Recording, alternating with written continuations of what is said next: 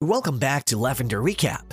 In today's video, we'll be going through an American disaster sci-fi and dark comedy movie from the year 2021 titled Don't Look Up.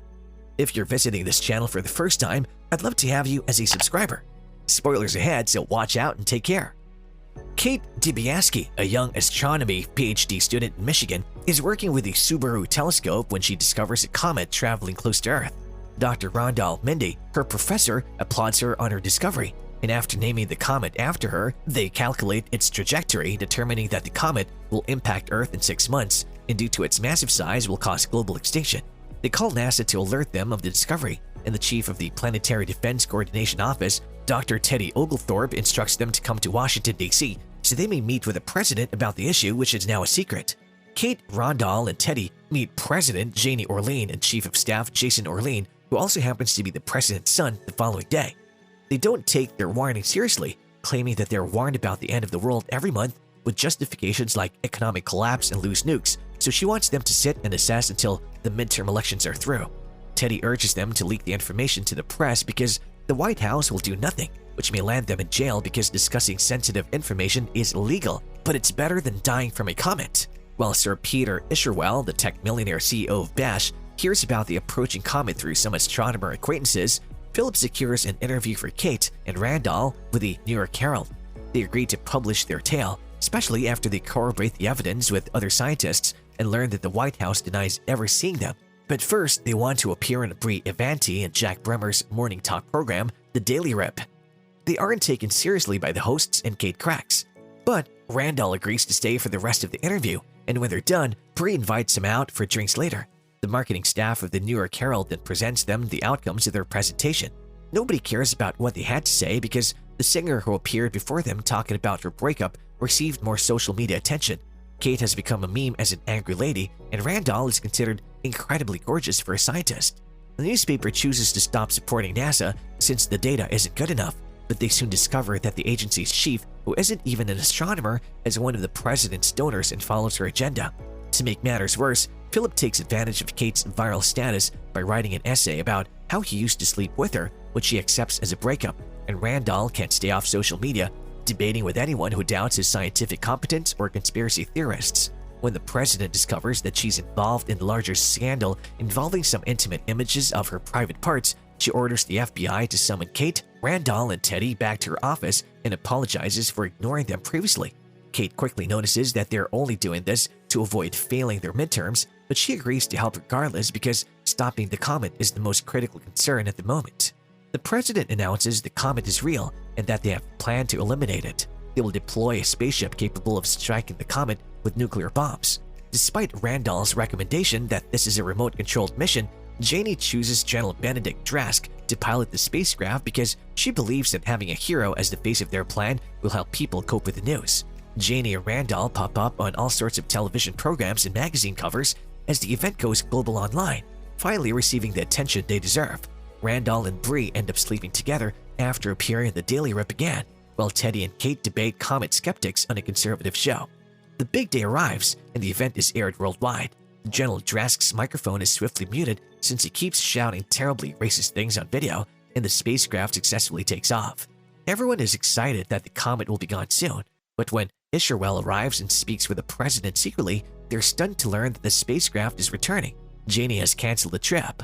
The mission was canceled because Isherwell, who is also a donor to the president, discovered that the comet is made up of trillions of dollars worth of rare earth minerals that technology manufacturers use in objects like phones, and they have been running out because China owns the majority of the mines.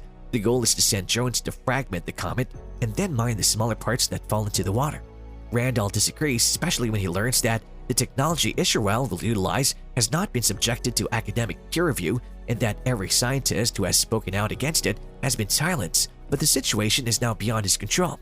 He meets Kate and Teddy in a bar after the meeting and tells them all about Isherwell. Some of the people overhear them, and Kate believes that they're entitled to the truth, so she declares loudly for all to hear that the president will allow the comet to hit the planet so that the wealthy can become even wealthier.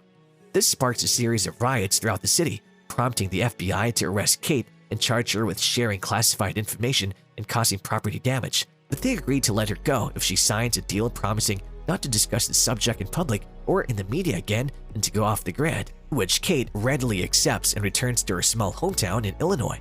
Her parents would not accept her back because they support the government and don't want any traitors in their home, so getting her former life back will be difficult. She starts working as a cashier at the supermarket where she meets Huel and his friends who are enamored with her and encourage her to spend time with them. Meanwhile, Randall continues to work for the president, believing that it's the only way he can save the Earth in some way, and he has a long-term relationship with Bree. This hits him in the face when the two of them return to their hotel room one evening to find June waiting to surprise her husband. June throws his medicine bottles at Randall before leaving for good because he doesn't even apologize and attempts to make up some explanations. Randall arrives in the Daily Rip and loses control after an argument with Isherwell over his bad research and being told that algorithms suggest he will die alone. He yells on the national television, furious, and accuses everyone of not being more concerned about the comet, which may have begun to suspect is not real.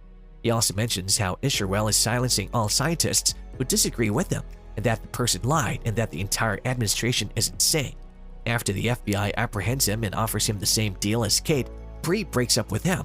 Randall is traveling back to Michigan, and Kate is hanging out with Huel when they both see the same thing in the sky. The comet has finally gotten close enough to be seen with the naked eye. The two of them use it to videotape themselves and invite the rest of the world to see it, launching a worldwide movement dubbed Look Up that millions of people join and publish about on the internet. Randall even returns to television, exposing the government's heinous plans and enlisting the help of two famous singers who produce a special Just Look Up song. This prompts Janie to launch her own Don't Look Up movement, which is backed by millions of conservative voters and conspiracy theorists who believe her when she claims Randall only wants people to be terrified and lose their freedom. Riots and protests are up in the streets, while Russia, India, and China collaborate to launch their own spacecraft to intercept the comet. However, the launch fails and the spacecraft explodes. Randall takes Kate and Huel grocery shopping and then drives them back to his hometown so they may spend their last day together as a family as the comet grows closer and the deniers finally catch on to the lies. June agrees to take him back under these difficult circumstances after revealing she cheated on him in college as well, and Teddy joins them shortly after. While waiting for the comet to strike, they all eat dinner together, swapping anecdotes and saying one last prayer to God. Janie asks Isherwell what her death will be like according to the algorithms the night before the launch, and he says that she will be murdered by Bronterock, whatever it may be. The spacecraft takes off, and some of the drones are lost, but Isherwell expects this and declares that everything is alright. He is, however, completely incorrect, and the rest of the drones explode as soon as they come into touch with the comet.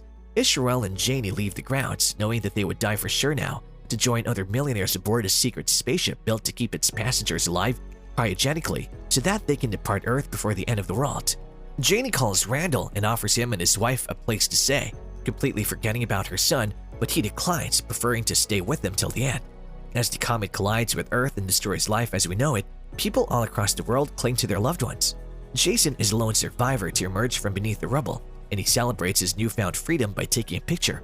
The ship where the millionaires ultimately discovers a planet with an atmosphere comparable enough to Earth's for them to dwell on 22,740 years later. The movie ends as men and women are awoken from cryogenic sleep to explore the environment, and Janie finds a beautiful new animal and wants to approach it, but she's attacked by it, effectively being killed by Bronterock, just as the algorithms predicted. What are your thoughts on the film? Can a single meteor strike wipe out the entire planet suddenly? Comment below.